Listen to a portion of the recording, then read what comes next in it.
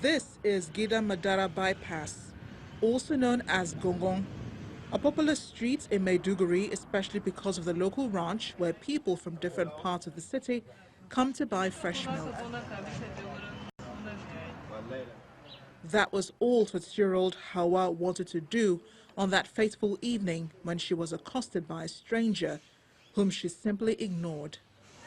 She was only a few meters to her destination, and with the street lights shining brightly, she never anticipated any danger. I was passing by the veterinary area just by the dump site when a group of men called me, but I ignored them. Then one of them commanded me to stop, and I still ignored him. He hit me and I fell on the dump site. Then I began to scream for help.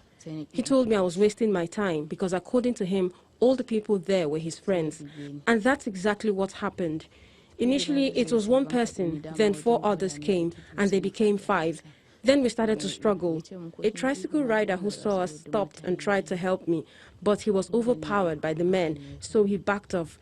Then they took me down all the while I was screaming. 3 more people joined them. 2 held my hands and 2 held my legs, and they took turns raping me until I lost my voice and my vision. Back home, everyone was worried when Hawa did not return.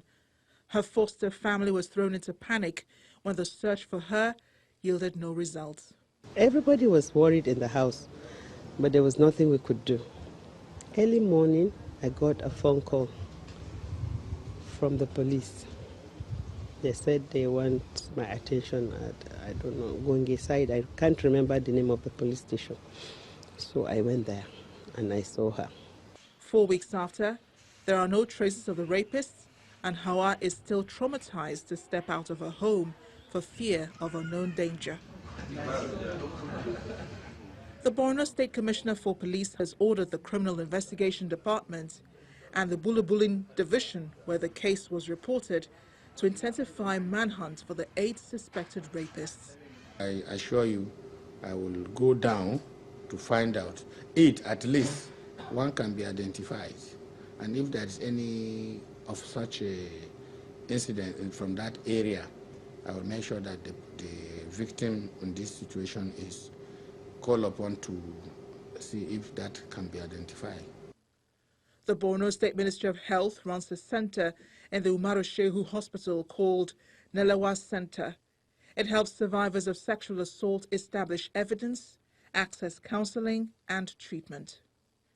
However, officials are not happy with the outdated penalties for rapists as enshrined in the Penal Code, which ranges from between 1 year imprisonment to an option of 2,000 naira fine. We are advocating to the House of Assembly to look at this act and also to domesticate it in the state so as to get the proper sanction as enshrined in that VACT Act.